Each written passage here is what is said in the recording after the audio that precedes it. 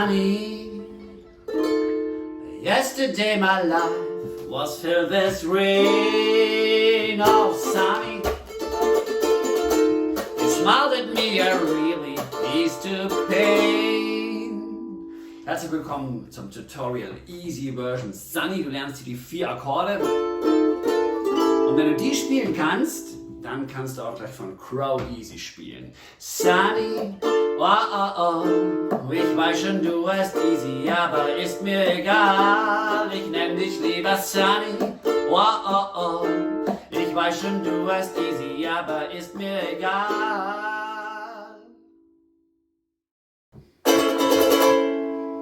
Heute ist der genau richtige Tag, um für die Aktion mit der Ukulele durch den Sommer diesen Soul-Klassiker zu lernen. Der ist nämlich wirklich so schön zu spielen. Und gerade für Leute, die gerade angefangen haben, kann man sehr schön diese Harmonien wechseln. Und ich komme gleich mal ein bisschen näher ran an die Kamera, dass du genau siehst, was ich da mache.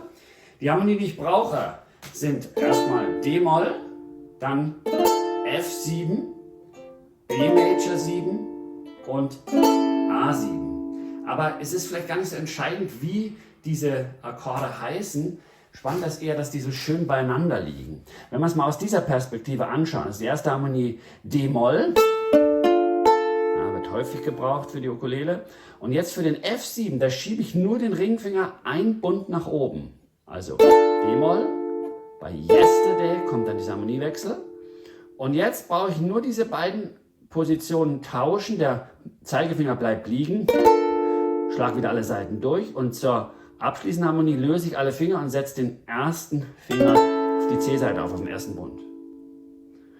Und das ist, finde ich, sehr schön, wenn Harmonien so eng beieinander liegen. Also nochmal jetzt zum gemeinsamen Spielen.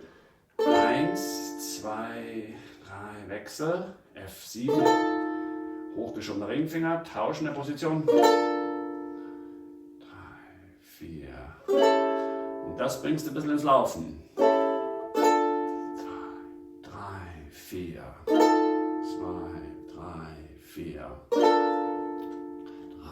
4. Nehmen Text dazu. 3, 4, sunny. Yesterday my life was filled with rain. Ich nenn dich lieber Sunny. Oh, oh, oh. Ich weiß schon, du heißt Easy, aber ist mir egal. Oh, oh, oh, oh, oh, oh.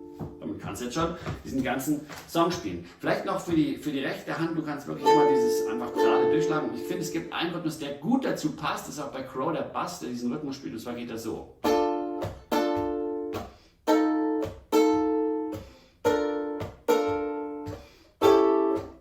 Und jetzt würde ich Folgendes vorschlagen. Du haust dann den Daumen auf die Seiten und schlägst danach ganz schnell weiter. So. 1. Nochmal. 1. Nächste Harmonie. Dritte Harmonie. Also lerne diese Harmonien auswendig und fang dann an mit dem Rhythmus zu spielen. Du kannst einen Daumen nehmen, du kannst auch einen Zeigefinger nehmen. Abstoppen. Zweimal aufgeklopft. Das ist wie so ein kleiner perkussiver Sound. Das finde ich mal sehr schön. 1, 2 und 3, 4.